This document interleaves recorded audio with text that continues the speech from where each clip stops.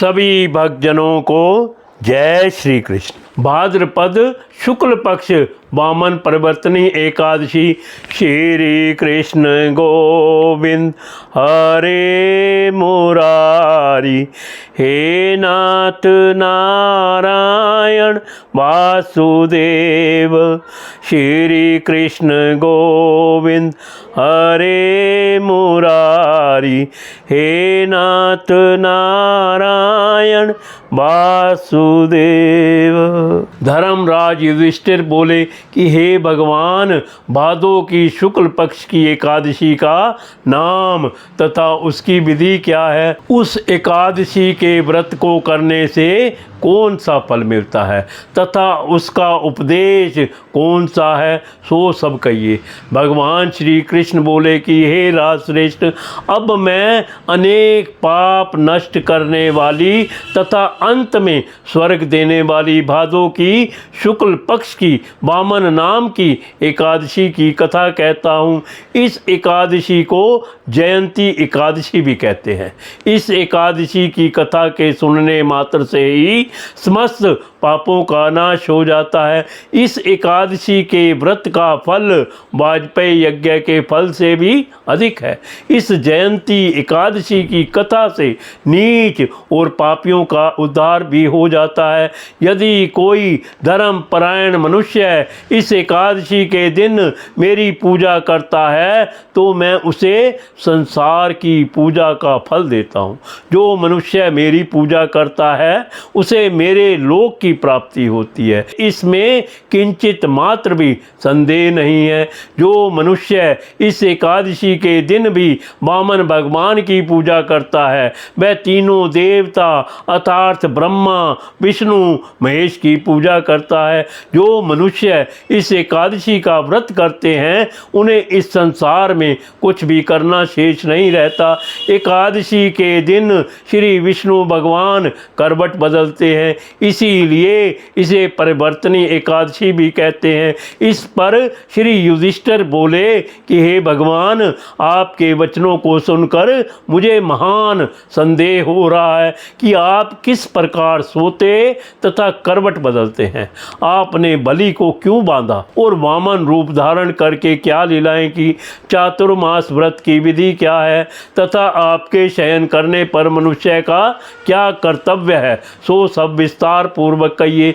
श्री कृष्ण भगवान बोले कि हे राजन, अब आप पापों को नष्ट करने वाली कथा का श्रवण करो। त्रेता युग में एक बलि नाम का दानव था। वह अत्यंत भक्त, दानी, सत्यवादी तथा ब्राह्मणों की सेवा किया करता था। वह अपनी भक्ति के प्रभाव से स्वर्ग में इंद्र के स्थान पर राज्य करने लगा। इंद्र तथा अन्य देवता इस बात को सहन न कर सके और भगवान से प्रार्थना करने लगे। अंत में भगवान ने वामन रूप धारण किया और अत्यंत तेजस्वी ब्राह्मण बालक के रूप में राजा बलि को जीता। इस पर युधिष्ठिर बोले, यह जनार्दन, आपने वामन रूप धारण करके बलि को किस प्रकार जीता, सो सब विस्तार पूर्वक कहिए।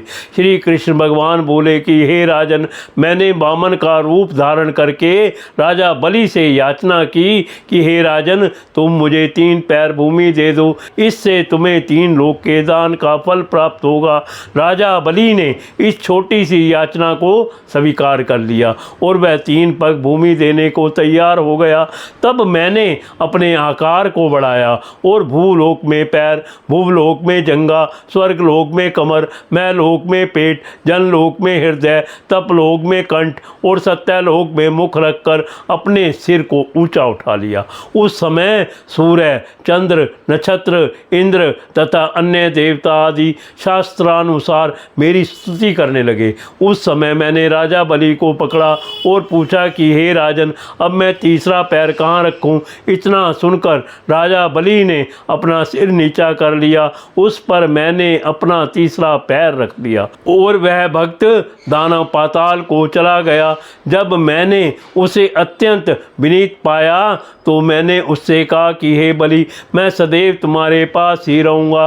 भादो के शुक्ल पक्ष की एकादशी को परिवर्तनी नामक एकादशी के दिन मेरी एक प्रतिमा राजा बलि के पास रहती है और एक क्षीर सागर में शेषनाग पर शयन करती रहती है। इस एकादशी को विष्णु भगवान सोते हुए करवट बदलते हैं। इस दिन त्रिलोकी के नाथ श्री विष्णु भगवान की पूजा की जाती है। इसमें चावल और दही सहित रूपा का दान दिया जाता है। इस दिन रात्रि को जागरण करना चाहिए। इस प्रकार व्रत करने से मनुष्य समस्त पापों से मुक्त होकर स्वर्ग लोक को चला जाता है। जो मनुष्य पापों को नष्ट करने वाली इस कथा को सुनते हैं उन्हें अश्वमेध यज्ञ का फल मिलता है। कथा अनुसार व्यक्ति दान करे किंतु दान करके अभिमान ना करे, अहंकार व्यक्ति को ले डूबता है। राजा बलि ने यह अभिमान किया और पाताल को चला गया। इससे यह भी ज्ञात होता है कि अति हर कार्य की